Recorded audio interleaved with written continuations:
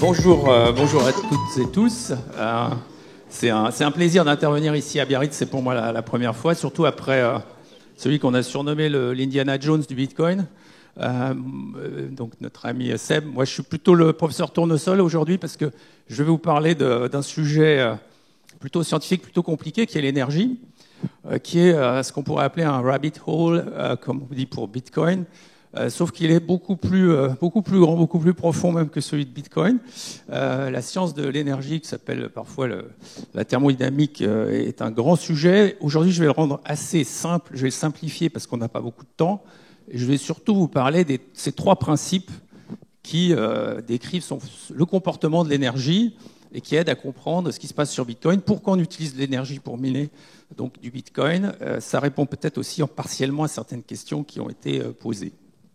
Alors, la première évidence, c'est que l'énergie, c'est du travail. Le mot énergie lui-même, c'est une racine grecque qui veut dire qui contient du travail, hein, ergo, qu'on retrouve dans ergonomie, etc. Étymologiquement, c'est le travail.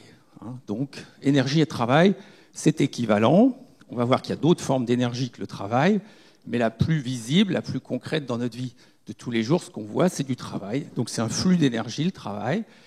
Par exemple, si on fournit un travail à un employeur, il va à la fin, pendant un mois, pendant une certaine durée, il va fournir en échange un stock d'énergie sous forme de monnaie, ça va être notre salaire. Donc ça, c'est la première évidence. Ça se mesure en joules, le travail, comme l'énergie. Donc il y a bien équivalence des deux.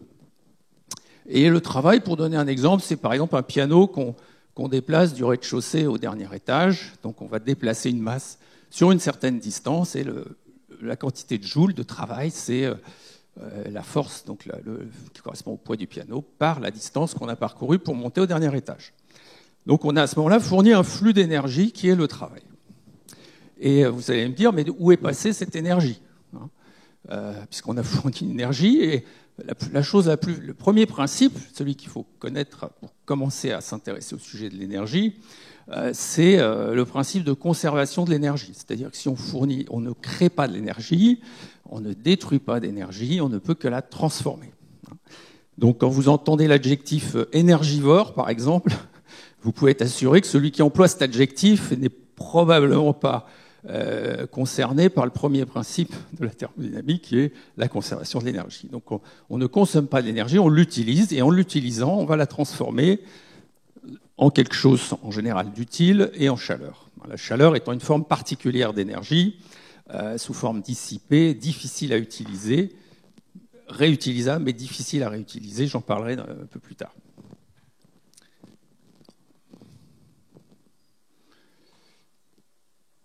Donc, si on a de la monnaie en échange du travail, ça veut dire qu'il y a une forme d'équivalence entre monnaie et travail, donc entre monnaie et énergie. Simplement, il faut savoir de quelle énergie on parle.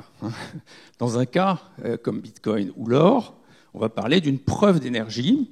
Parce que si j'ai un Bitcoin, je peux mathématiquement vérifier qu'il y a eu de l'énergie dépensée pour le créer.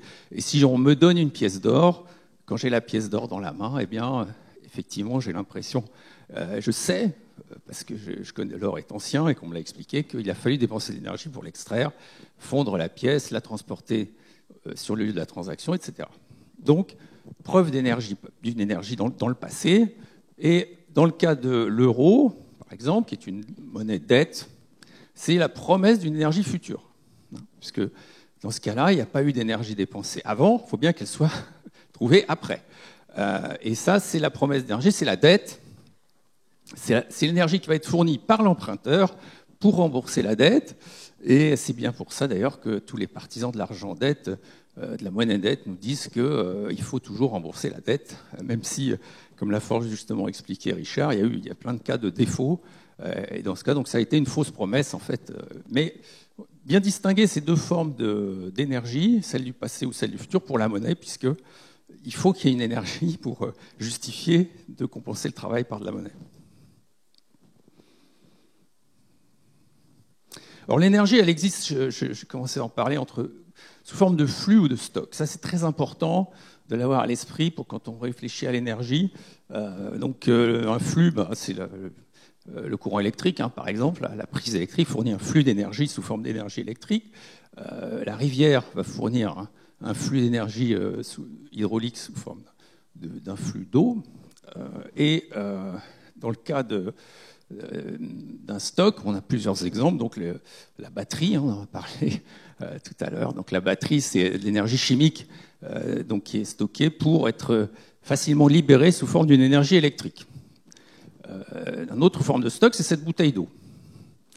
Une bouteille d'eau, c'est un stock d'énergie. Par contre, c'est des atomes d'eau, donc c'est des atomes qui vont ça va être très difficile de libérer l'énergie de cette bouteille. Donc c'est très différent d'autres. Si c'est une bouteille d'essence, par exemple. Alors, si c'est une bouteille d'essence, ça va être assez facile de libérer une partie de l'énergie sous forme d'une réaction chimique qui est la combustion. Dans ce cas-là, on libère une partie de l'énergie de la bouteille. Dans le cas de l'eau, ça va être plus compliqué. Il va falloir déployer une énergie pour libérer l'énergie qui est à l'intérieur de la bouteille. Donc ça, c'est le principe de libérer de l'énergie qui est stockée. On le retrouve par exemple dans la fusion nucléaire. C'est un bon exemple. On va essayer de libérer l'énergie dans des atomes d'hydrogène. Et pour ça, on va les bombarder de lasers. Et on atteint l'opération est énergétiquement rentable quand l'énergie qu'on a mis pour libérer l'énergie d'ignition des lasers est inférieure à l'énergie générée par les atomes d'hydrogène. Donc ça, c'est le principe de la fusion nucléaire. Évidemment, c'est quelque chose d'extrêmement puissant. Quand on parle d'écologie, il faut suivre ces projets de fusion nucléaire parce que c'est une énergie propre. Et il y a deux laboratoires dans le monde qui travaillent là-dessus.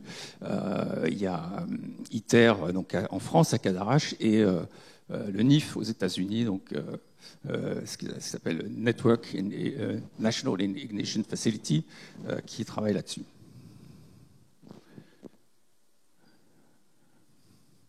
Voilà, donc ça c'était le premier principe, je l'ai rappelé, de conservation, donc énoncé par Lavoisier en France au XVIIIe siècle. Donc rien ne se perd, rien ne se crée, tout se transforme. On peut par exemple transformer de l'énergie solaire en énergie électrique. Cette transformation n'est jamais 100% efficace puisque le panneau photovoltaïque, par exemple, il a fallu dépenser de l'énergie pour le fabriquer. Il a une durée de vie limitée, donc ça va être une transformation qui n'est pas à 100% efficace. Mais on a bien transformé un flux d'énergie solaire en un autre flux d'énergie électrique. Alors les flux, ce sont les énergies renouvelables. Les flux d'énergie, ce qu'on appelle les énergies renouvelables, ce sont des flux. Les énergies fossiles, ce sont des stocks. C'est ça qui distingue l'énergie renouvelable d'énergie qu'on appelle fossile, parce qu'en général, c'est fossile. L'énergie nucléaire est d'origine fossile aussi, puisque ce sont des matériaux comme l'uranium qui peuvent, au bout d'un moment, s'épuiser. Dans le cas de l'hydrogène et de la fusion, il n'y a pas cette problématique d'épuisement de la ressource, parce que l'hydrogène est présent dans l'univers en quantité, pour le coup, astronomique. Voilà, donc j'ai parlé de cette distinction entre monnaie promesse et monnaie preuve, donc futur ou passé. Je vais passer rapidement là-dessus, parce que le sujet, on arrive au deuxième principe. Je vais en avoir terminé rapidement, on va arriver au troisième, et on va passer à Bitcoin. Mais le deuxième principe, c'est celui qui définit l'entropie, et qui dit qu'en gros, l'entropie d'un système a tendance à augmenter. C'est-à-dire que si vous mettez un système fermé avec un compartiment avec du gaz chaud et un autre avec du gaz froid, eh bien le gaz chaud va avoir tendance à passer du côté du gaz froid et vous avez à la fin un gaz à même température des deux côtés. Donc ça correspond à ce qu'on appelle une augmentation de l'entropie. Donc l'entropie, c'est relatif, c'est une notion qui est relative pour chacun d'entre nous, et ça correspond, pour moi, pour l'observateur, à l'incertitude que j'ai sur l'évolution du système observé, tout simplement. Ça, c'est la définition de l'entropie. Donc, dans cet exemple, c'est mon incertitude sur le mouvement des molécules de gaz, tout simplement. Donc, dans le cas quand je suis passé dans la situation à droite, j'ai aucune certitude sur le mouvement des molécules de gaz, alors qu'à gauche, j'avais une forte probabilité que les molécules se déplacent donc du chaud vers le froid. Voilà. Alors on arrive au troisième principe, qui est évidemment le plus sophistiqué, le plus puissant, qui est celui donc qui énonce que toute structure dissipative, tout système ouvert s'auto-organise pour maximiser le flux d'énergie qu'il traverse. Donc qu'est-ce que ça veut dire en français plus courant? Un système ouvert, qu'est-ce que c'est? C'est en fait n'importe quel système que vous observez est un système ouvert. Les systèmes fermés n'existent que dans des expériences de pensée ou éventuellement en laboratoire, mais ce n'est pas ce qu'on voit dans la vraie vie. Et surtout, ce qui est intéressant, c'est de comprendre que le système, donc le système ouvert, il peut être très petit, ça peut être un atome, c'est un système ouvert, et ça, une molécule, un être vivant, une société, une espèce animale, et l'univers lui-même est un système ouvert. L'univers observable est un système ouvert. Donc c'est ça qu'il faut, c'est fractal. Donc c'est comme des poupées russes, si vous voulez. Vous avez, quelle que soit l'échelle que vous observez, vous pouvez appliquer donc les lois de la thermodynamique au système que vous observez. Donc ce principe, il est très intéressant pour l'illustrer dans la vie courante. C'est par exemple dire pourquoi l'eau s'écoule sur la plus grande pente, sur la courbe de plus grande pente depuis le haut de la montagne. Elle va suivre la plus grande pente jusqu'en bas de la montagne. Donc l'eau va essayer en tant que système, l'eau va essayer de s'organiser pour maximiser le flux d'énergie, en l'occurrence l'énergie gravitationnelle. Donc j'ai posé la question tout à l'heure, où est passée l'énergie dans le cas du piano, qu'on montait au dernier étage. Donc on a fourni un travail, où est passée l'énergie? C'est l'énergie potentielle de gravitation. C'est une autre forme d'énergie, c'est l'énergie potentielle. Dans le cas de la rivière, donc il y a de l'eau qui a une énergie potentielle de gravitation et elle va la dissiper, cette énergie, sur la montagne de manière, si possible, optimale. Donc c'est la plus grande pente et tous les systèmes suivent cette loi de maximiser le flux d'énergie, y compris les êtres humains, y compris les sociétés humaines. Donc, d'ailleurs, un classement qui classe les pays par leur dissipation d'énergie par habitant. Je ne sais pas si vous avez vu ça. Les États-Unis sont en top. C'est la société qui dissipe le plus d'énergie. Et après, vous avez effectivement des pays émergents où c'est beaucoup plus lent pour chaque habitant. Donc, ce troisième principe, il est extrêmement profond, extrêmement intéressant parce qu'il explique plein de choses. Et il s'applique à plein de domaines. En gros, si l'énergie, c'est en fait la seule chose qui existe vraiment dans l'univers, c'est l'énergie. Alors ça, on le sait un petit peu depuis Einstein avec l'équivalence entre masse et énergie. Effectivement, c'était 1905. À partir de 1905, on a eu cette révélation que finalement, la masse, ce n'est qu'un artefact de l'énergie. Et ça explique notamment qu'on est constitué d'atomes qui sont essentiellement faits de vide. L'atome, la taille du noyau dans la taille de l'atome est très très faible. On compare ça à une mouche, par exemple, dans cet amphithéâtre. C'est-à-dire qu'on est constitué essentiellement de vide.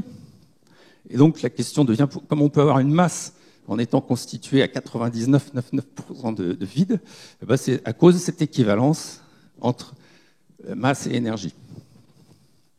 Donc l'énergie, c'est la base de tout. Du coup, les sciences sociales, les sciences humaines, en fait, on peut les éclairer avec les principes de la thermodynamique, y compris surtout ce troisième principe.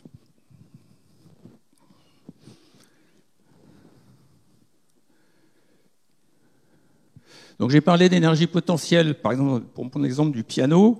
L'énergie interne, c'est plus au niveau microscopique. Par exemple, donc l'énergie d'origine nucléaire qui est dans cette bouteille d'eau, c'est l'énergie d'interaction des molécules. Et dans le cas de l'eau, par exemple, c'est des molécules très très stables qui en gros ne se dégradent jamais. Donc ces molécules d'eau préexistent en fait à la planète Terre. Elles viennent d'événements quantiques antérieurs même au Big Bang. Le Big Bang étant lui-même une fluctuation quantique qui a eu lieu il y a quelques années. Voilà, alors tout ça m'amène maintenant à Bitcoin. parce qu'il y a un lien entre tout ça. Vous en doutez, si je vous parle de ça, c'est parce que tout ça est lié, tout ça c'est la même chose. Alors la première observation, c'est quand les gens vous disent si j'ai une pièce d'or, je l'ai dans la main, si j'ai un bitcoin, c'est virtuel, c'est la question qu'Adli essayait de traiter. J'ai envie de dire, la pièce d'or, c'est comme la bouteille d'eau, c'est un stock d'énergie. Le bitcoin, c'est aussi un stock d'énergie sous une autre forme. Et l'entropie, qui est une notion aussi importante que l'énergie, c'est en fait, ça montre qu'il y a équivalence entre une forme d'information et de l'énergie. Donc même si c'est pas constitué d'atomes, si c'est constitué d'informations, comme un bitcoin, ça n'est pas pour ça que c'est pas de l'énergie. Ça, c'est très important de le comprendre. Pour l'illustrer, je vais prendre l'exemple d'un meuble Ikea. Si vous recevez un meuble Ikea, vous essayez de le monter, vous en avez pour 2 heures, parce que vous n'avez pas le plan. À côté de vous, il y a quelqu'un qui a le même meuble, et avec le plan, il va être capable de le monter en 1 heure. Donc, schématiquement, il va fournir 2 fois moins de travail pour faire le meuble. Donc, vous avez bien, comme ça, vous percevez bien l'équivalence entre l'information qui est contenue dans le plan de montage et l'énergie nécessaire au montage du meuble. Donc, vous pouvez décliner cette analogie sur à peu près sur d'autres situations. Et Bitcoin, c'est de l'énergie, c'est une diminution, ça correspond à une diminution d'entropie et donc à de l'énergie. Tout ça est assez vertigineux quand on y pense. Il y a des conséquences philosophiques à tout ce qu'on dit là, hein, qui sont des réalités scientifiques pas trop contestables à mon avis, puisque c'est une science. La thermodynamique, c'est une science ancienne et il y a vraiment des cerveaux qui sont penchés dessus, notamment Einstein. Donc, je pense qu'on est sur des notions extrêmement subversives finalement, parce que on va analyser l'économie avec le prisme de comportement de l'énergie, et on va remettre en question effectivement ce qu'on appelle couramment la science économique, qui repose sur tout sauf de la science en fait, et surtout qui n'arrive pas à prédire ce qui va se passer, qui énonce même des contre-vérités comme sur les crises qu'on pourrait éviter, soi-disant. Non, les crises sont des comportements naturels des systèmes ouverts. Enfin, toutes sortes de choses qu'il faut remettre en perspective à la lumière de la thermodynamique. Donc, sur ce tableau, il y a quelques chiffres qui permettent de répondre aussi aux questions qui ont été posées à Seb. Donc, sur effectivement déjà la part d'énergie électrique sur la production d'énergie, vous voyez que c'est en fait encore assez petit, 25 000 TWh. Alors, les watts-heure, c'est en gros, c'est 3600 joules. Hein, c'est 1 watt pendant 1 heure. Alors qu'un joule, c'est 1 watt pendant 1 seconde. Le watt étant une unité de puissance. Mais c'est pas très utile d'utiliser des watts-heure, mais les énergéticiens utilisent ça. Donc, moi, je préfère les joules. Mais voilà. Donc, vous avez un chiffre qui est assez parlant que l'énergie électrique, c'est quand même beaucoup moins que l'énergie produite au niveau mondial. Et surtout, ce qui est intéressant, c'est qu'on en perd beaucoup, parce que dans toute production industrielle, il y a des pertes. Quand vous fabriquez des boulons, il n'y a jamais 100% des boulons qui sont utilisables et qui peuvent arriver chez le client. C'est pareil pour l'énergie. Il y a des problèmes de distribution, des problèmes de stockage. Alors oui, il y a des solutions de stockage. On a entendu parler avec de l'eau et toutes sortes des batteries, etc. Mais enfin, c'est une fois que la capacité de stockage est pleine, de toute façon, vous avez un surplus. Parce que même si vous avez des batteries, les batteries, quand elles sont chargées, vous avez un surplus sur les bras, puisque vous n'avez plus de batterie à charger, donc vous avez bien géré un surplus. Donc, de toute façon, les flux génèrent des surplus. Pourquoi ? Parce qu'un flux, c'est impossible de mettre en face d'un flux une demande qui soit exactement égale au flux. C'est aussi simple que ça. Donc si la demande n'est pas à tout instant égale au flux, vous avez un surplus. Et ce surplus, vous pouvez effectivement le stocker jusqu'à un certain point, et puis au bout d'un moment, vous pouvez plus le stocker, vous avez un surplus. Donc de toute façon, l'existence des surplus est consubstantielle à l'énergie sous forme de flux. Donc qu'est-ce que c'est que les flux ? Ce sont les énergies renouvelables. Donc ça, si on a compris ça, on comprend que Bitcoin n'est pas un problème pour l'écologie, comme Seb et moi sommes des écologistes convaincus, c'est aussi parce que Bitcoin, c'est effectivement un vrai atout dans la transition écologique. Parce que, alors, donc Bitcoin va créer un prix plancher pour les surplus d'énergie, puisque sans Bitcoin, il serait à zéro. Ce prix serait à zéro. Il n'y a pas de demande sans Bitcoin. Alors ça aussi, ça renvoie à la question de certains sur, ou la comparaison plus exactement, de certains que font certains de l'utilisation d'énergie par un pays. Je sais pas quel est le dernier, c'était la Hongrie peut-être. Et l'utilisation d'énergie par Bitcoin, en disant, regardez, Bitcoin utilise autant d'énergie que consomme, même utilise le terme consommer qui est lui-même trompeur, hein, puisqu'on ne détruit pas l'énergie, on la transforme, mais bon, passons. Ils disent ça utilise autant d'énergie que Bitcoin. Et en fait, c'est juste confondre l'offre et la demande. C'est-à-dire que la demande peut être égale, mais ça tape pas dans la même offre. Donc il y a pas ça n'a aucun rapport en fait, puisque évidemment que la Hongrie va pas aller chercher de l'électricité dans le Virunga, comme le fait Sébastien. Donc ces comparaisons sont fausses à plein de niveaux, et en particulier sur confusion entre l'offre et la demande, et je dirais bénéfice induit par la création d'un prix plancher sur les flux d'énergie. Ça, c'est un atout fondamental pour la transition numérique, parce que sinon, les stocks, eux, peuvent être... on peut différer la vente d'un stock. Si la demande baisse, eh bien, on réduit la production, donc en fait, on retarde la vente du stock. C'est ce que font les pays de producteurs de pétrole régulièrement. Et évidemment, ils n'ont pas besoin de prix plancher, du coup. Ils peuvent toujours vendre au prix fort, puisque dans ce cas-là, ils diffèrent la vente du stock.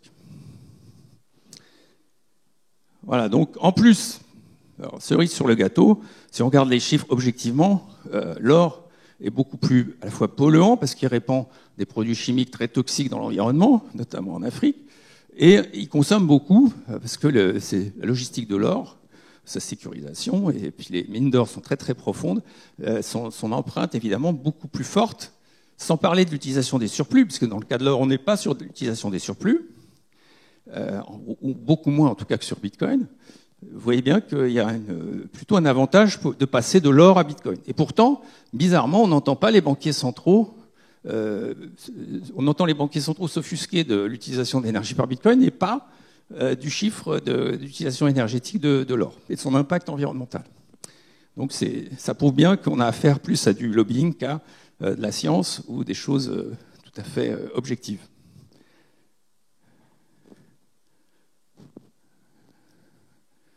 J'ai encore un peu de temps, je peux. Donc, je ne suis pas le seul à faire référence à ce prix plancher. Donc, acheteur de dernier ressort. Les mineurs sont les acheteurs d'énergie de dernier ressort et donc vont bien évidemment s'orienter vers l'électricité la moins chère. Et c'est forcément par définition un surplus. La définition d'un surplus, c'est une offre qui peut pas avoir qu'on peut pas matcher avec une demande. Donc, en l'occurrence, sans l'existence de Bitcoin. Bitcoin est vraiment la demande de dernier recours. Et donc ce prix plancher va favoriser le retour sur investissement des structures, des infrastructures de production d'énergie renouvelable, comme celle de Sébastien, mais plus généralement, partout où il y aura la mise en place d'une infrastructure de production d'énergie renouvelable, on pourra s'appuyer sur ce prix plancher.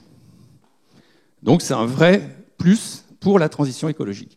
Et évidemment, il n'y a pas d'impact négatif sur le réchauffement climatique, puisqu'on tape dans des surplus, donc on ne crée pas voilà, c'est l'énergie qui, de toute façon, autrement, serait transformée en chaleur ou inutilisée, et donc il n'y a pas d'impact négatif. Voilà, donc ça, toujours bien avoir à l'esprit. Les énergies fossiles, c'est des stocks, il n'y a pas de surplus, puisqu'on peut différer la vente du stock. Les énergies renouvelables, c'est des flux, donc on peut peut-être les stocker une petite partie du surplus, mais globalement, il y en aura toujours, parce que ces stockages de tampons, évidemment, ne sont pas illimités, et d'ailleurs très coûteux, hein, puisque les batteries, par exemple, qu'on peut mettre derrière une centrale, c'est extrêmement, ça a un impact carbone extrêmement négatif, la fabrication des batteries. Donc on a plutôt intérêt à miner qu'à stocker dans des batteries de toute façon. Voilà. Donc l'énergie, c'est une. Alors j'ai employé le mot valeur. C'est un peu abusif parce qu'en fait, la valeur et l'énergie, c'est différent. Parce que la valeur, c'est lié à l'utilité, et donc c'est relatif, puisque l'utilité est toujours relative. Quelque chose qui est utile pour moi ne l'est peut-être pas pour vous, donc la valeur pour moi n'est pas la même que pour vous. Alors que l'énergie, quand je la mesure, elle est la même. C'est une grandeur physique, elle est toujours la même. Donc, une petite nuance, là, on peut critiquer un peu cette formulation, valeur universelle. Moi, je dirais plutôt c'est une grandeur universelle qui permet de mesurer à peu près tout, et l'autre grandeur utile, c'est l'entropie. Donc, je réduis mon incertitude sur mon univers observable, je réduis mon entropie. C'est l'autre grandeur physique, parce que je peux la mesurer physiquement. Donc la différence de la science économique d'avant, c'est celle qui ne prendrait pas en compte la science de l'énergie, la thermodynamique. Avec la thermodynamique, on sait quelles sont les grandeurs à optimiser. Alors que la science économique traditionnelle, on entend des gens pérorer sur des phénomènes économiques qui ne savent ni prédire, ni vraiment influencer dans le futur, parce qu'ils ne savent pas sur quelle grandeur il faut optimiser. Avec la thermodynamique, c'est beaucoup plus simple. Et enfin, surtout, ça permet de définir des processus économiques de manière très simple et compréhensible par tout le monde, et comme par exemple la création de richesses. Donc je prends l'exemple souvent de la logistique. La logistique, ça consiste à prendre un stock d'énergie d'un endroit, d'une usine par exemple, pour l'amener dans un magasin.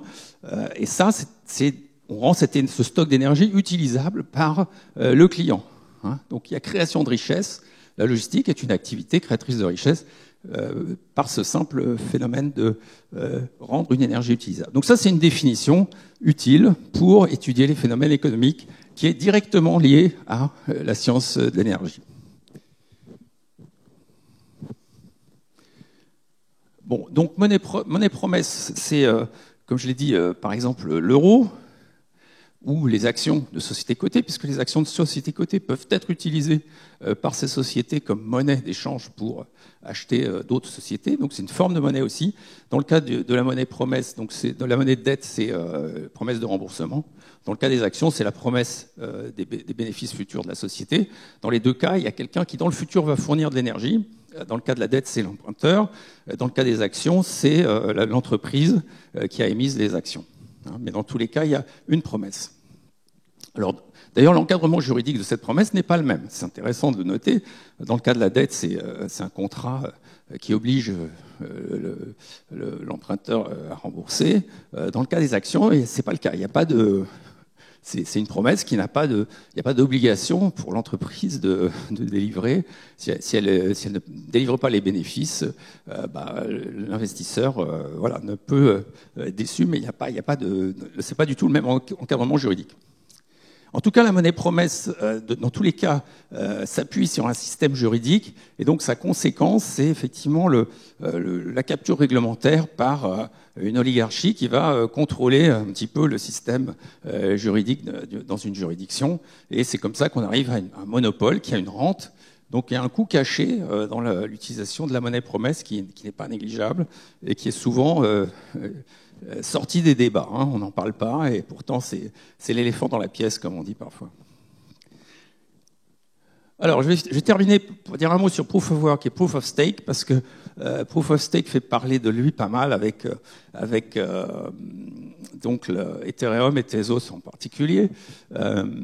Donc dans le cas de Proof of Work, on a bien des dépenses qui sont liées à la création monétaire, et c'est ça qui crée la rareté. C'est-à-dire que si vous avez un nouveau coin Proof of Work qui arrive et que vous voulez le miner, pour ajouter à celui que vous minez déjà, il va falloir vous équiper de nouveaux équipements de minage. Vous ne pouvez pas juste utiliser celui que vous devez arbitrer, choisir à ce moment-là. Vous ne pouvez pas doubler du coup cette offre de création monétaire.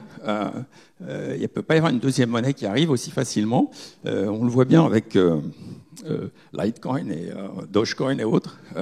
On voit que l'énergie qui est consacrée à ces nouveaux réseaux est très inférieure à celle de Bitcoin, parce que ce n'est pas efficace en fait de fragmenter l'énergie sur plusieurs réseaux Proof of Work.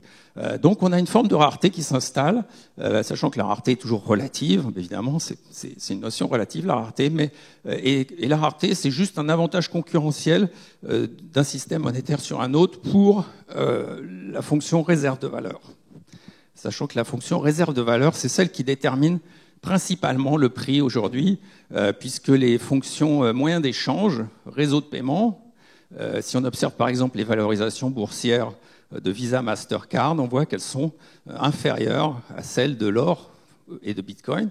Donc, puisque quand on a un usage réserve de valeur, on retire de la circulation des grosses quantités de monnaie, en l'occurrence, et ce n'est pas le cas d'un réseau de paiement où la monnaie ne fait que passer sur le réseau de manière finalement assez fugitive, hein, quelques secondes, quelques minutes, mais pas plus, alors que dans le cas de réserve de valeur, on est sur éventuellement plusieurs années.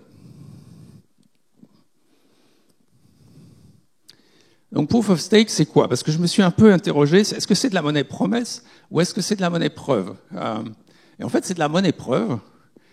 Ma conclusion, c'est que c'est de la monnaie preuve, mais en mettant l'énergie à zéro. C'est-à-dire que, comme toutes ces grandeurs sont paramétrables, vous pouvez faire un système, et c'est le cas avec Proof of Stake. Vous dites, je fais de la monnaie preuve, mais le curseur de l'énergie, je le mets à zéro. Il n'y a que l'énergie des signatures qui est négligeable dans le cas du point de vue thermodynamique. Créer une signature, c'est négligeable par rapport à l'énergie de minage. Et donc on peut très bien mettre ce paramètre à zéro. Et à ce moment-là, qu'est-ce qu'on obtient? On obtient une monnaie preuve, mais il y a évidemment un coût qui est évidemment souvent évacué du débat, et que les gens ne voient pas forcément. C'est un coût caché, c'est qu'il n'y a aucune rareté. Puisque si vous enlevez l'énergie, ça vous coûte absolument rien s'il y a un nouveau coin POS qui arrive, de staker ce nouveau coin. Donc vous pouvez avoir autant de coins POS que vous voulez. Et donc, ils sont en fait, les coins POS, Proof of Stake, sont en quantité illimitée, je dirais, comme la monnaie fiat. Donc, c'est assez intéressant, c'est une sorte d'hybride parce que c'est de la monnaie preuve, mais avec la caractéristique de la monnaie fiat qui est qu'elle est en croissance constante. Alors, pourquoi la monnaie fiat d'ailleurs est en croissance constante, la masse monétaire de la monnaie fiat? Parce que, vous l'avez compris, on monétise l'énergie future des emprunteurs, et comme la population mondiale s'accroît, et la dissipation d'énergie par habitant s'accroît, vous avez donc de plus en plus d'énergie que vous pouvez projeter dans le futur. Donc vous allez avoir tendance à monétiser de plus en plus de cette énergie. Donc la masse monétaire va augmenter. Alors je vais terminer avec deux exemples de proof of work et preuve d'enjeu. Donc vous savez, le tableau de Pollock là, à gauche, donc parce que l'art c'est une forme de monnaie aussi, hein. J'en profite pour le dire, comme les actions c'est pour les sociétés cotées, l'art c'est pour les gens très riches, ils peuvent placer une partie de leur liquidité dans des œuvres d'art, et si c'est des artistes connus, c'est liquide, ils peuvent se revendre entre eux, s'échanger, donc c'est une forme de monnaie aussi l'art, hein. Donc je ne mets pas ça par hasard sur ce slide. Et donc, Proof of Stake, voilà, c'est Pollock. Je mets la quantité d'énergie pour créer le tableau, je la mets un peu à zéro. En tout cas, je peux créer ce tableau en quelques heures, dans le cas de Pollock. Ingres, effectivement, au XVIIIe siècle, au XIXe siècle, début du XIXe, évidemment, il n'a pas fait ça en une heure. Il a fallu des heures de travail et surtout des années d'apprentissage. Donc là, on a une vraie preuve de travail, preuve d'énergie versus preuve d'enjeu.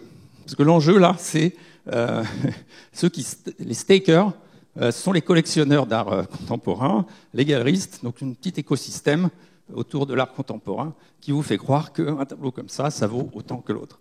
Voilà, je m'arrêterai là puisque je pense que mon temps est écoulé. Merci à tous. Merci beaucoup Pierre, merci de nous avoir rejoint Sébastien. Là pour le coup on va passer donc à de nouvelles questions-réponses, donc n'hésitez pas, normalement le micro va circuler dans la salle et j'imagine qu'il y a pas mal de questions. Bonsoir. Bonjour.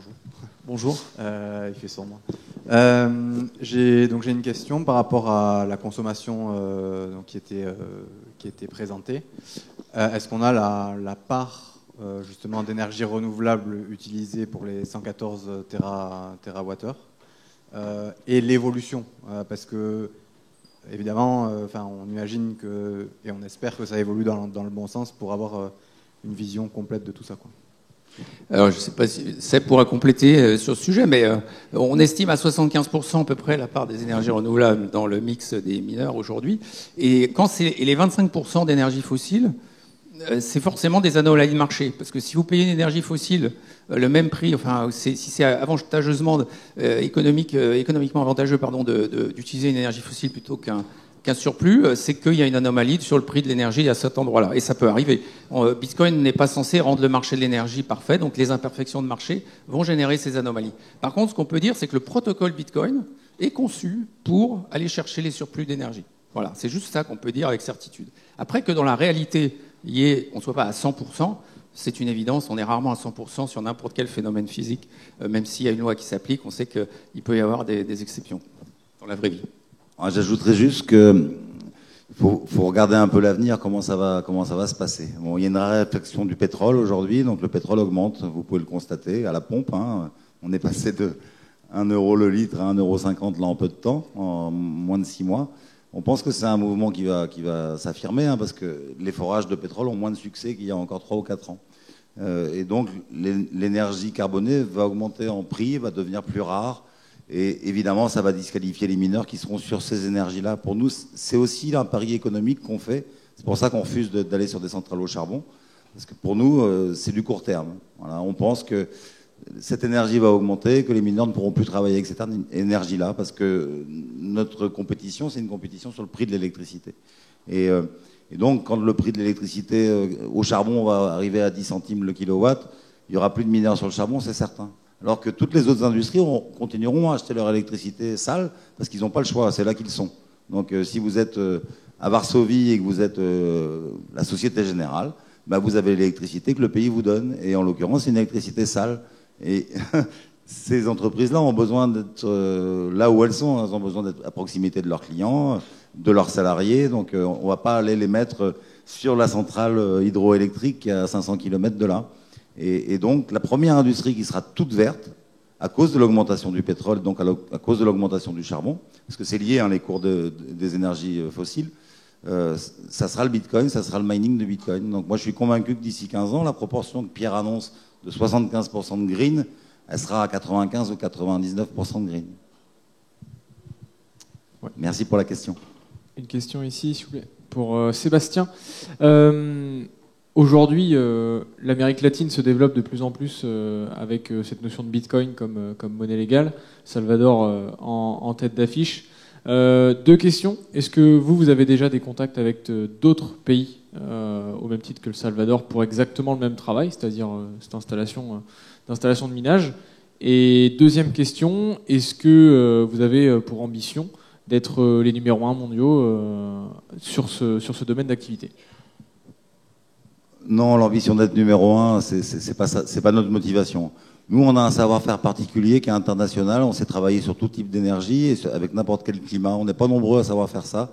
Je l'ai déjà expliqué, mais la plupart des très gros mineurs sont des mineurs locaux qui connaissent le mining dans leur pays, c'est-à-dire aux États-Unis, au Canada ou en Islande, mais qui ne sont pas forcément en capacité de venir miner dans d'autres conditions. En tout cas, ils ne savent pas le faire. Ils sauraient très vite apprendre, mais voilà, nous, on sait le faire. On a travaillé dans tout un tas de pays avec des climats différents.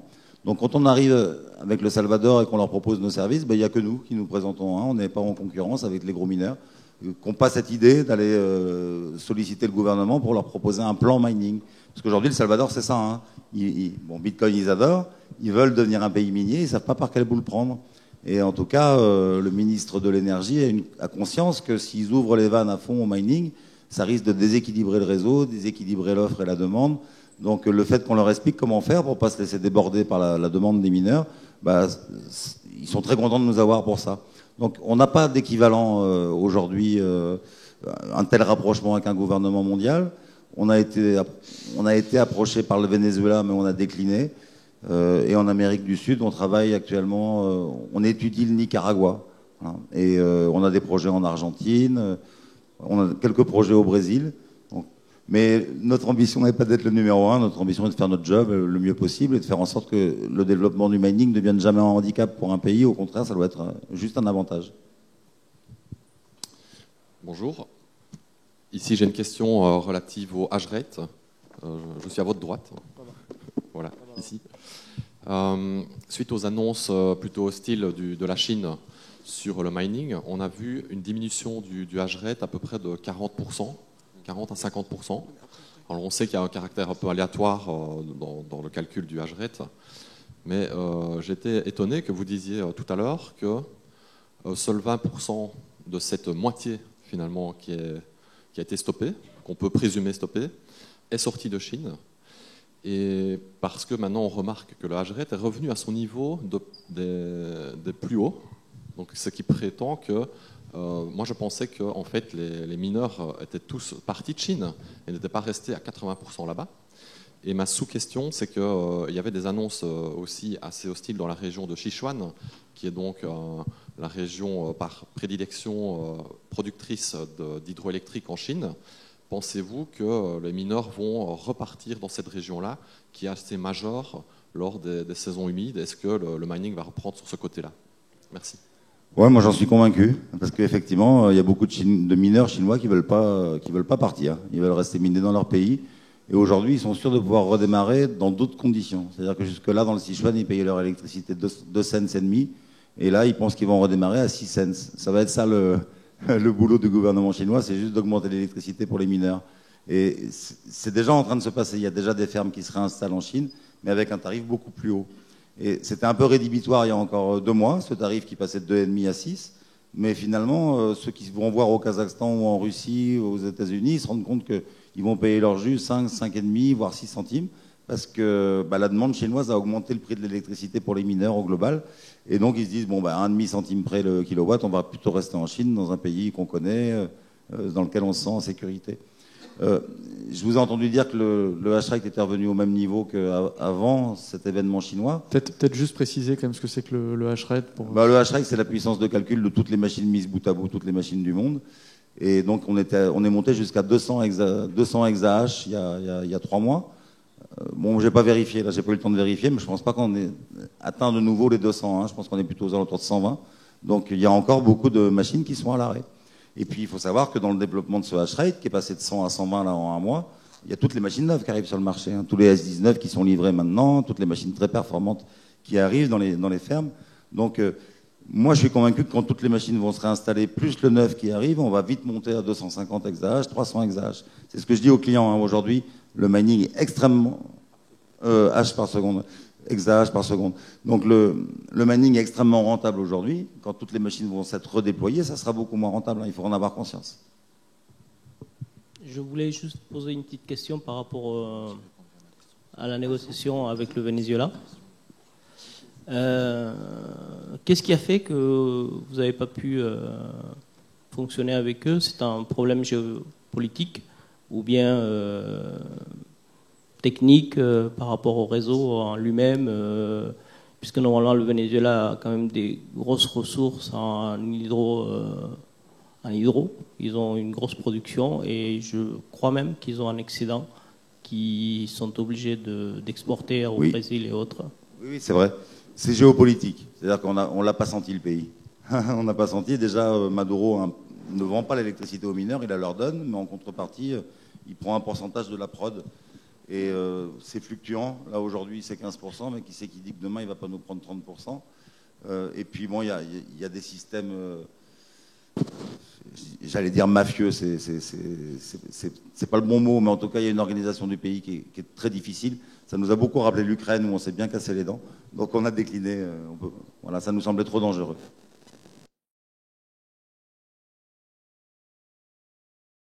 Je suis à droite aussi en bas. J'ai une question par rapport à justement dans l'idée en fait où la société continuerait dans la transition énergétique, transition écologique, que tout se passe parfaitement. Est-ce qu'on peut imaginer un monde où en fait il n'y a plus vraiment de surplus d'énergie en termes de production verte, et donc du coup il y aurait moins d'intérêt à sécuriser le protocole en fait? Est-ce que j'imagine dans 150 ans, 200 ans, j'en sais rien. Est-ce qu'on peut imaginer ça? C'est-à-dire qu'on a encore besoin de beaucoup de sources de production d'électricité. Il y a 900 millions de personnes dans le monde qui n'ont pas accès à l'électricité. Donc il y a encore beaucoup de projets qui vont être mis en œuvre et qui seront des projets solaires, éoliens, hydroélectriques, géothermiques, enfin que des productions vertes, parce que c'est ça que finance l'ONU, c'est ça que finance l'Union européenne, c'est ça que finance les grosses fondations qui aident les pays en voie de développement à créer leur électricité. Donc on peut imaginer qu'au contraire, on a un très fort développement sur l'énergie verte, où le mining va être une véritable béquille économique pour tous ces projets-là. Donc il y a une profondeur de marché. Enfin, moi, je pense que quand il n'y aura plus de surplus, je ne serai plus de ce monde. Mais, oui, et puis surtout, s'il n'y a pas de surplus, c'est qu'on n'a pas affaire à un flux. C'est-à-dire qu'on a stocké, et comme on le disait tout à l'heure, on peut stocker, mais jusqu'à un certain point. Sur le barrage, une fois qu'il est plein, il est plein. On ne peut pas aller au-delà de la limite. Donc, les énergies renouvelables, par définition, elles génèrent des surplus. Sinon, ce n'est pas des énergies renouvelables. Il est impossible que la demande soit à tout instant égale au flux. C'est impossible. Ça n'existe pas, puisque le flux lui-même est très aléatoire. L'éolien, tout le monde sait que c'est aléatoire. Le solaire, on sait que c'est aléatoire. Donc, par définition, si vous avez un flux aléatoire et en face une demande qui elle-même fluctue, comment voulez-vous qu'ils soient égaux ? Ça ne va pas arriver. Donc, moi, j'aurais tendance à dire les surplus vont augmenter. En fait, on va se demander de plus en plus comment capter une meilleure proportion du flux. Et le mining Bitcoin est une des réponses. Moi, je ne dirais pas que c'est la seule, mais c'est une des réponses. Et c'est celle qui amène le prix plancher, qui lui donne un avantage économique sur l'énergie fossile. En termes d'investissement dans l'infrastructure, je ne parle pas de l'avantage économique de brûler un truc qui a mis des millions d'années à se faire, et juste parce qu'il est sous vos pieds, vous pouvez le vendre à un prix dérisoire sans payer le coût du réchauffement climatique. Ça, c'est une aberration de marché. Mais fondamentalement, le surplus énergétique, il est inhérent à l'énergie renouvelable. Oui, Bruno Combi. Donc, je suis président de l'association des écologistes pour le nucléaire, qui rassemble 20 000 membres signataires dans 65 pays. Donc, pourquoi est-ce que vous n'incluez pas le nucléaire dans les énergies vertes, puisqu'il ne produit pas du tout de CO2, elle est parfaitement propre, il y en a un stock quasiment infini, l'uranium, c'est pas cher, il y en a beaucoup. Donc, ça serait peut-être une bonne idée de marier le nucléaire avec le Bitcoin. Alors, je vais laisser Seb compléter, mais sur le principe, je suis assez d'accord avec vous. La seule chose, c'est que comme je l'ai fait observer, on est sur une structure dissipative. La société humaine, dans son ensemble, c'est un système ouvert, et c'est générateur de fluctuations avec ce qu'on appelle des avalanches, c'est-à-dire des catastrophes, en gros. Donc, les catastrophes sont inhérentes à ce genre de système de production qui maximise effectivement le flux sans créer de réchauffement climatique. Donc, ça, c'est un vrai avantage. L'inconvénient, c'est que les catastrophes arrivent, ça c'est inéluctable, et qu'elles sont plus difficiles à gérer. Voilà. Dans le cas du fossile, on a une catastrophe monumentale qui est le réchauffement climatique, que les gens, voilà, c'est loin, donc les gens s'imaginent que c'est pas une catastrophe, c'est une vraie catastrophe. Et bien sûr qu'elle est plus diluée dans le temps. Dans le cas du nucléaire, on a des catastrophes plus petites, mais avec un impact local très fort. Donc c'est pour ça que c'est pas la même chose. Mais globalement, vous devez choisir entre des catastrophes. Ça, c'est le fonctionnement des systèmes ouverts. Il n'y a pas de système, même si la sécurité nucléaire a fait beaucoup de progrès là-dessus. Donc on peut espacer les catastrophes, mais elles arrivent. Mais globalement, vous avez raison sur le point qu'on peut brancher du minage Bitcoin derrière quand la demande, parce que ça produit beaucoup d'énergie, c'est central. Donc il y a peut-être des moments où il y a des surplus. C'est moins clair que sur un flux, mais sur une production. Et c'est de l'énergie fossile. Hein. L'uranium, c'est un fossile en quantité limitée. L'hydrogène, la fusion résout le problème du fossile, puisque avec l'hydrogène, on a peut-être quelque chose de plus... de plus durable.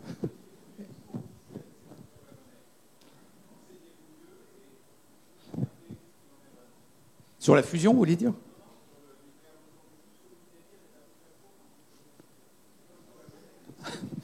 Sur les catastrophes, non, moi je vous énonce juste comment fonctionnent les systèmes ouverts. Je dis pas autre chose. Hein,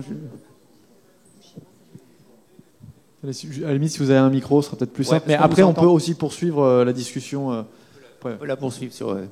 Mais je me permets, moi je ne suis pas du tout un opposant du nucléaire. Je l'ai été plus jeune, comme beaucoup de gens. Aujourd'hui, pour moi, on n'aura pas de transition énergétique sans le nucléaire. C'est indispensable. Alors, miner au nucléaire, moi j'ai proposé au gouvernement français, je suis allé à l'Assemblée nationale en 2017, j'ai fait un discours pour expliquer que la France devait absolument miner sur ses centrales nucléaires. On a des centrales nucléaires qui sont en pause la plupart du temps et qui sont là que pour alimenter les pics. On aurait de quoi miner. Tout à fait. Voilà, on aurait de quoi miner sur les centrales nucléaires. Moi, j'y suis extrêmement favorable. J'ai travaillé 2 années en partenariat avec EDF pour lancer ce projet. Qu'est-ce qu'ils en ont fait ? Ils ont créé Exalion et ils minent du Tezos, qui est un truc POS qui ne consomme pas d'électricité. Bon, c'est le choix d'EDF. Il faut aller voir les Russes. Mais ça existe, hein. En Ukraine, ils ont une centrale nucléaire qui mine énormément. Hein. Peut-être 50% de la production de la centrale sert à alimenter les mining. Moi, j'y suis favorable. Ouais, il y a une question là-bas. Bonjour, Oui. ici en haut. J'ai une petite question. Une fois que le dernier bitcoin est miné, vous êtes au chômage? Hein. Bah, c'est en 2140, hein, donc encore une fois, là, je ne serai plus là pour le voir. Ce qu'on constate aujourd'hui, la réponse, vous la connaissez, hein, c'est que les frais de transaction vont se substituer à la récompense en bitcoin. Et on le constate déjà, hein, moi ça fait que 6 ans que je fais du mining. Au début, notre part de rémunération qui concernait les frais de transaction, c'était peanuts, c'était moins d'1%. Aujourd'hui, on est plus près de 7-8%. Donc c'est en train de se faire, ce remplacement de la récompense en jetons par les frais de transaction. Donc c'est l'idée, hein, c'est que dans 100 ans, il y aura plus, la récompense en jetons ne sera pas suffisante et ce sera les frais de transaction qui paieront les mineurs. Merci. Je vous en prie. Bonjour, vous m'entendez? Oui. Bonjour, je suis ici, à votre gauche. Je revenais sur le sujet qui avait été abordé tout à l'heure concernant les flux et les stockages. On voit qu'aujourd'hui, on est quand même extrêmement dépendant des énergies fossiles. Notre consommation d'énergie fossile a augmenté, même s'il y a aussi des énergies renouvelables qui sont en cours. Juste un peu plus près du micro, c'est possible. Pardon, l'hydraulique, on a assez peu de capacités de production qui vont être amenées, enfin de nouveaux mégawatts qui vont être amenés. Et de notre côté, on a des nouvelles sources de consommation. Je pense notamment à l'Islande qui a commencé le minage depuis maintenant plusieurs années et qui se pose des questions concernant l'hydrogène. Pareil pour la Norvège. Donc on va finalement avoir ces excès sur surplus d'énergie qui vont pouvoir être stockés. Est-ce que vous pensez que ça va faire augmenter le coût de production de Bitcoin dans les années à venir? Ça, c'est un peu comme l'informatique quantique, hein, c'est bientôt. Pour l'instant, les solutions hydrogène, si elles existent, elles sont très onéreuses, très, très chères. Et c'est pas vraiment d'actualité, on peut y réfléchir. Beaucoup de mes clients producteurs d'électricité y pensent, mais c'est tellement plus simple le mining. Ils n'ont rien à faire, hein, ils ont juste à nous donner le feu vert. Et ils n'ont rien à investir. Oui, je disais l'hydrogène, il y a aussi l'aluminium en Islande. Il y a des alternatives pour exporter de l'énergie. Mais... En tous les cas, en Islande, ils sont ravis avec leur capacité de production énorme d'avoir trouvé le mining. Là, c'est un exemple parfait pour montrer qu'on vient consommer des surplus qui ne sont absolument pas possibles à vendre. L'Islande, c'est une île, il n'y a pas d'exportation de l'électricité. Ils sont 600 000 habitants, c'est un tout petit pays, avec une capacité de production où il y a de quoi alimenter 10 millions d'habitants. Donc voilà, c'est une véritable ressource, cette énergie qui était gaspillée. Et aujourd'hui, ils la rentabilisent avec le mining. Donc c'est un exemple flagrant. De la même manière, Hydro-Québec, qui était dans le rouge, qui était en train vraiment de couler hein, en termes de comptables. Pourquoi? Parce qu'au Québec, le gouvernement a autorisé l'autoproduction, l'autoconsommation, et petit à petit, Hydro-Québec s'est retrouvé sans clients, enfin, en tout cas avec beaucoup moins de clients. On peut dire que le mining a sauvé les comptes d'Hydro-Québec, c'est certain, oui. Okay, merci. Mais Pierre l'a dit, il y aura d'autres solutions que le mining de Bitcoin pour pomper ces surplus. L'hydrogène, on va y venir très certainement, hein. Mais le marché est tellement large, il y a tellement de surplus, que même s'il y a 80% des surplus qui sont pris par d'autres techniques, où on pourra stocker, effectivement, et redistribuer, ça nous laissera de la place. Et pardon, on parle de ça juste pour répondre à l'objection de la consommation d'énergie de Bitcoin, avec des gens qui nous disent pourquoi on consomme de l'énergie avec Bitcoin. Donc j'ai essayé d'expliquer pourquoi on ne consommait pas d'énergie, on la transformait, et pourquoi on tapait dans les surplus plutôt que dans des énergies fossiles. Mais voilà, c'est pour répondre à cette objection. Il n'y a pas de nécessité non plus pour les mineurs de faire ça. C'est juste que le protocole va conduire les mineurs à faire ça. Et la situation peut évoluer, effectivement, notamment lorsqu'il n'y aura plus de création monétaire. On sera juste sur les transactions. Il y a des gens, par exemple, qui peuvent miner pour recevoir offrir des services financiers et se faire rémunérer, par exemple, par du revenu publicitaire, du trafic. Hein, à ce moment-là, c'est des revenus qui sont off-chain, qui viennent de l'extérieur du système, pas forcément des fees ou de la création monétaire. Donc il y a plein de... je rappelle que le réseau email fonctionne avec des gens qui font tourner des serveurs sans recevoir de fees, hein, c'est gratuit. Pourquoi ils font tourner des serveurs? Parce qu'ils ont des revenus publicitaires et du trafic. Ou même d'autres applications comme l'intelligence artificielle. Donc il y a plein de raisons pour lesquelles les gens mineront en l'absence de création monétaire. Donc cette question sur les fees, ou la création d'un Ether, il faut l'évacuer. De toute façon, c'est dans tellement longtemps, comme disait Steph, qu'on ne sait pas ce qui se passera à ce moment-là, mais il n'y aura certainement pas de difficulté à trouver des raisons de miner, maintenir donc la sécurité du réseau Bitcoin. Oui, il est très possible que le mining, ce soit plus des grosses fermes de mining sur les sources d'électricité. Il y a Wise Mining qui expose ici une chaudière, c'est très intéressant. Moi, c'est une vision que j'ai depuis très longtemps où les bâtiments mineront. J'avais dit ça aussi à l'Assemblée en 2017. Je ne sais pas comment ça va évoluer le mining, mais il est fort possible qu'on ait tous une petite machine de mining chez soi à terme. C'est tout à fait envisageable. Bonjour. J'avais une question. Là, on parle beaucoup d'énergie. Et en fait, qu'est-ce qu'il en est pour les ASIC? Qu'est-ce qu'on en fait? On va en produire encore beaucoup plus, parce que là, il faudrait en produire presque 5 fois plus si on continue, on extrapole le terahash qu'il faut pour miner le Bitcoin. Donc dans les prochaines années, il faudrait qu'on en ait 5 fois plus de mineurs qui soient plugués sur le réseau. Comment on va gérer les ressources que ça demande de créer des ASIC? Qu'est-ce qu'on en fait quand ils sont morts? Et voilà, j'aimerais savoir vos opinions sur ce sujet. J'ai écrit un article là-dessus en réaction au blog de Vries et Digiconomist qui dit que c'est une catastrophe écologique. Donc une fois qu'on lui a démontré qu'il se trompait pour ce qui était de la consommation électrique, il a essayé de nous défoncer sur la pollution créée par les ASIC. C'est une blague, hein, par rapport à ne serait-ce que les téléphones portables. C'est une goutte d'eau dans un océan, le nombre d'ASIC. On estime qu'il y a 1,5 million d'ASIC aujourd'hui. Je ne sais pas pourquoi vous dites qu'il en faudrait 5 fois plus. Je n'adhère pas à cette idée, mais admettons. On arriverait à 7,5 millions de machines dans le monde. Mais quelle goutte d'eau électronique par rapport à l'océan de produits jetables qui nous sont proposés.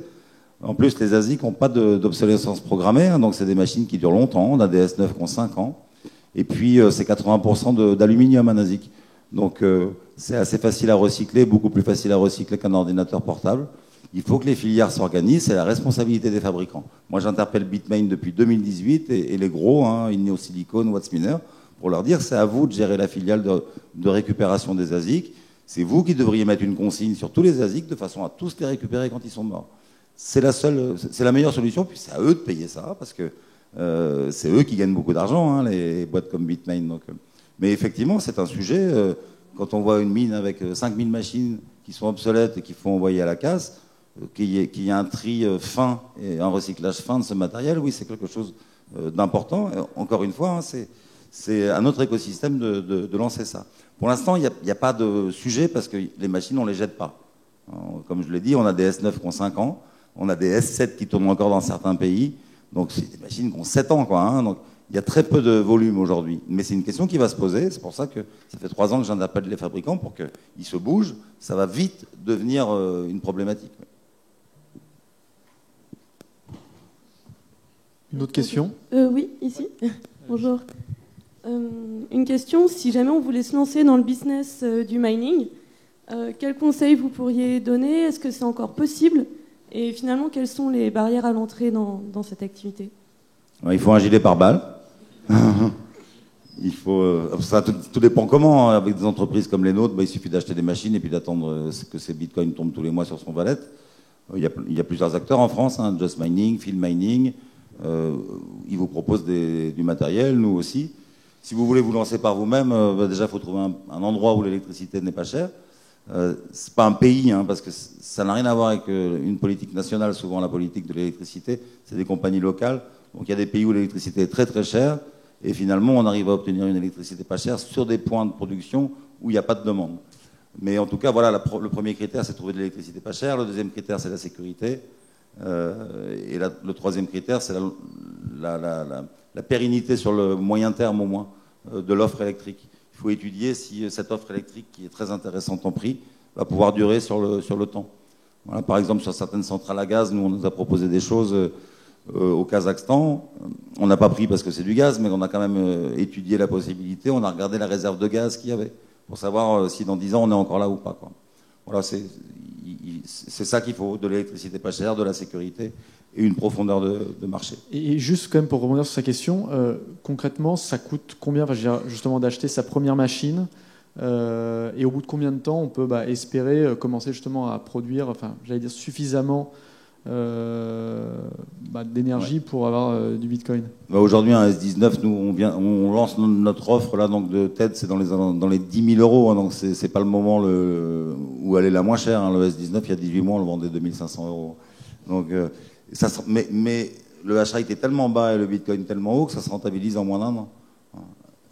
Mais alors, c'est pas le ticket d'entrée. Nous, on déconseille formellement d'acheter une seule machine parce que vous avez un risque casse matériel qui n'est absolument pas dilué si vous n'avez qu'une machine. Donc, on dit toujours aux clients, ça devient un sport de riche, effectivement, hein, le mining. Il faut être en capacité d'acheter au moins 3 machines pour diluer le risque de casse. Encore une question de ma part. Qui dit énergie, dit politique, dit idéologie. Et on se trouve face à des situations parfois un peu ubuesques, comme dans mon pays, en Belgique, où la compétence énergie est dirigée par les écolos, qui, dans leur plan d'énergie, ont décidé de fermer nos centrales nucléaires pour construire 6 nouvelles centrales à gaz. On est le seul pays en Europe qui va avoir plus de production de CO2 en 2030 par rapport à aujourd'hui. Je me demande si, moi qui œuvre dans la pédagogie autour du Bitcoin, quelle serait la meilleure stratégie pour nous Bitcoiners pour faire comprendre finalement, et je me demande si finalement la pédagogie est une bonne solution, parce qu'il y a tellement de sophismes et d'idéologies qui sont prises par le grand public, qui sont beaucoup plus faciles à comprendre, que la pédagogie, j'ai l'impression qu'on perd notre temps et on n'arrive pas à à convaincre finalement l'opinion publique. Et on a aussi ça avec le nucléaire notamment. Et je me demande quel est votre avis et est-ce que vous êtes dépité finalement face à l'enjeu et à voir vos états d'âme là-dessus? Alors c'est une très bonne question. C'est-à-dire c'est la question de la dissymétrie entre fake news et c'est une question qui intéresse les journalistes. Raphaël peut en parler sans doute mieux que moi, mais ils sont confrontés à la même chose. Ça coûte rien de produire des fake news et ça coûte très cher de produire la vérité. Donc ça, c'est une dissymétrie qu'on ne peut pas éliminer. Après, choisir de faire de la pédagogie plutôt que de la politique, moi je dis que le seul bulletin de vote, c'est la monnaie qu'on utilise. Déjà, quand on va dans l'isoloir, on est au 4e tour. Les élections ont déjà eu lieu. Vous êtes sur des élections locales, le président de la France. mais les vrais pouvoirs, ils sont aux banques centrales et dans les systèmes bancaires. Le vrai pouvoir, il est monétaire tant qu'il y a le monopole. Donc le seul agenda politique, c'est la fin du monopole. Et vous votez avec la monnaie que vous utilisez, en tant que commerçant, la monnaie que vous acceptez, en tant qu'acheteur, la monnaie que vous allez dépenser. Et tout le reste, c'est pour le plaisir. Alors la pédagogie, c'est bien parce que ça donne du sens à ce qu'on fait. Hein, mais il ne faut pas oublier que c'est l'action individuelle d'adopter Bitcoin, par exemple, qui va faire bouger les choses. C'est pas, effectivement, en allant s'inscrire dans un parti politique. Il ne faut surtout pas croire que la solution est politique dans l'état actuel des choses. C'est après avoir mis en place un système monétaire pluraliste qu'on a une démocratie, qu'on a le pluralisme démocratique.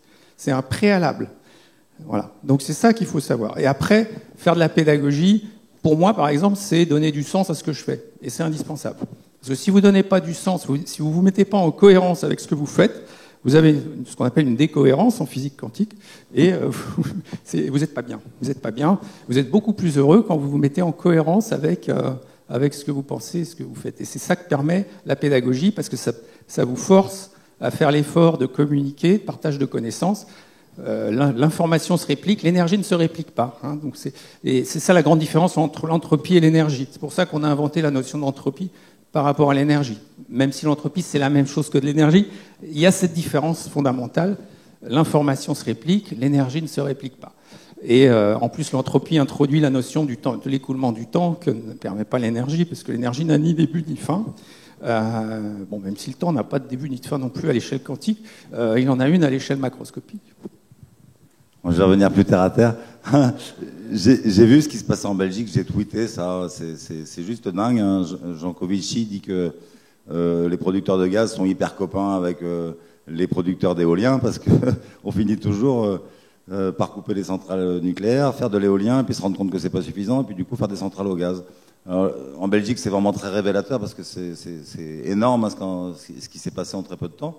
Mais bon, en France, on n'a pas fait tellement mieux en fermant Fessenheim. Ça, c'est le fruit d'une idéologie extrémiste, quoi. On réfléchit plus. Le nucléaire, c'est dangereux, on coupe. Et j'entends aussi souvent le bon kilowatt, c'est le kilowatt qu'on consomme pas. Donc il faut être sobre. Non, on ne fera pas avancer la recherche pour produire de l'électricité en quantité pour la population mondiale. Encore une fois, presque 1 milliard de personnes n'y a pas accès. En faisant des économies, en étant sobre et en ne réfléchissant plus. Voilà. Et en mettant juste des éoliennes et en travaillant comme ça. On critique, mais ça marche dans les deux sens. Il y a toute une partie des gens aujourd'hui qui critiquent l'éolien.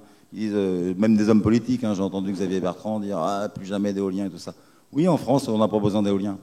Mais l'éolien, c'est quand même quelque chose d'hyper important dont on va avoir besoin dans d'autres pays. Donc il ne faut pas avoir des œillères comme ça idéologiques, anti-éolien, anti-nucléaire, anti-ci, anti-ça. Il faut être ouvert. Et on a besoin d'électricité de plus en plus. Et on va pas solutionner le problème en étant sobre. On va solutionner le problème en arrêtant le charbon. Ça, c'est certain. Et c'est juste des enjeux économiques. Juste un petit chiffre pour que vous compreniez l'impact écologique actuellement de Bitcoin. Donc il y a une empreinte CO2 qui est déterminée par Cambridge, qui date un peu, parce que le mouvement chinois fait que cette empreinte CO2 a sûrement beaucoup baissé. Mais en tout cas, cette empreinte CO2 jaugée par Cambridge est la même qu'une seule centrale au charbon en Pologne. Une seule centrale. Et il y en a des dizaines de milliers dans le monde, des centrales au charbon. La Chine est en train de construire 300 centrales au charbon. Et on veut nous faire croire que la Chine a viré les mineurs pour des raisons écologiques. C'est une énorme blague. Voilà. Si on veut agir sur l'environnement, il faut arrêter l'exploitation du charbon. Et pour beaucoup, c'est impossible. Il y a des villes entières où il n'y a que des centrales au charbon, donc ils sont obligés de continuer à travailler avec leur charbon. Il faut remplacer ça par du renouvelable, ça se fait sur le long terme. Ce que je veux dire, c'est que quand on sait qu'une seule centrale pollue plus que tout le réseau mondial de Bitcoin, on relativise cet impact, alors que ça fait la une de la presse en permanence, que c'est l'opposition première qu'on fait à Bitcoin. C'est ridicule, c'est une goutte d'eau dans la production de CO2 dans le monde. Oui. Une autre question ? Oui, une petite question avec un petit peu d'humour. Un message à Christine Lagarde et Bruno Le Maire, rapidement, tous les deux. Sans les insultes. Non, bien sûr. Non, on est très respectueux, mais est-ce qu'elle a acheté le dip? Did you buy the dip?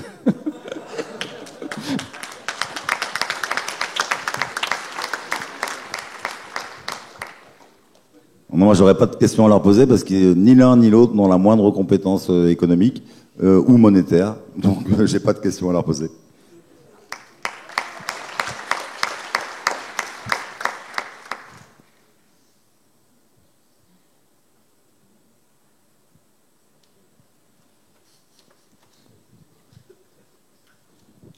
Bonjour.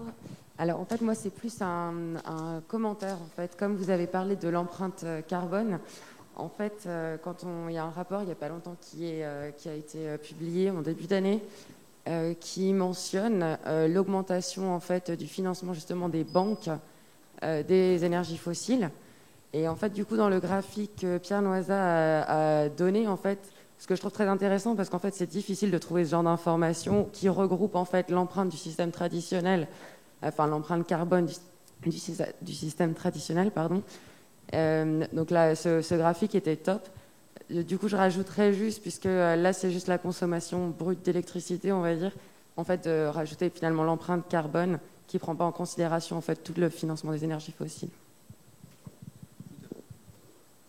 Bon, merci beaucoup.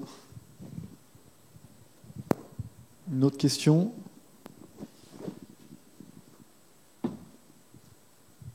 À la limite, moi j'en ai une.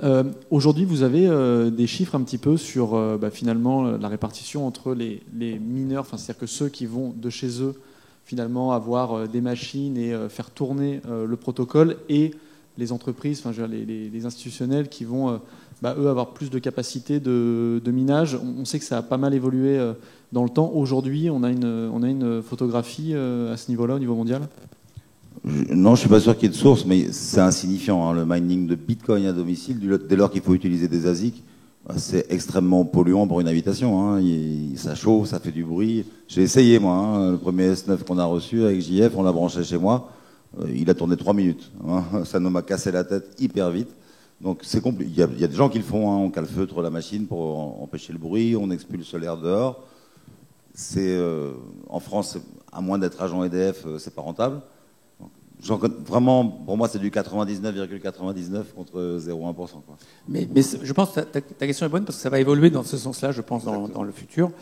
Aujourd'hui, c'est des résistances idéologiques. Par exemple, chez EDF, on peut dire que chez EDF, si on arrive avec un projet ou les offices de HLM, disons, on va équiper HLM avec des machines comme celle de Wise Mining, on va se heurter à des obstacles idéologiques. Donc, faut pas essayer d'aller.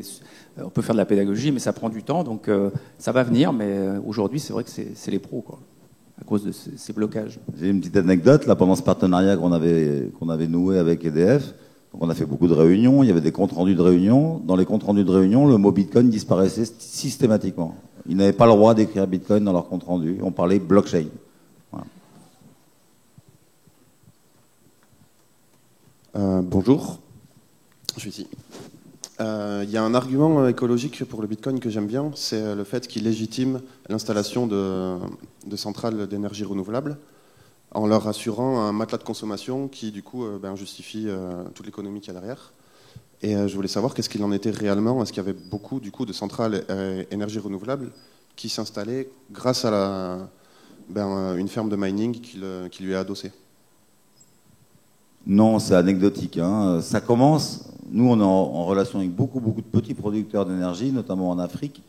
Ils commencent à intégrer l'idée qu'en amont, s'ils prévoient par exemple 5% de leur production en mining, ça va aider beaucoup le financement.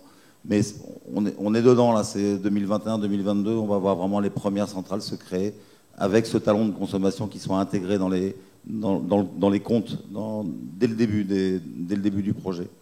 Mais actuellement, non, j'en connais pas. Il y a une centrale qui est en train de se faire là au Virunga encore. Là, ils sont en train de faire une centrale de 30 MW. Donc, ils viennent d'avoir les financements de l'Union européenne. Les travaux commencent juste. Ça va prendre 2 ans et demi, 3 ans. Ils savent qu'ils vont faire du mining, mais ça fait pas partie de l'équation économique au départ. Ils ont levé leurs fonds sans le mining, parce que c'est un projet qui a été créé il y a 2-3 ans. Et à l'époque, le parc des Virunga ne savait même pas que le Bitcoin existait.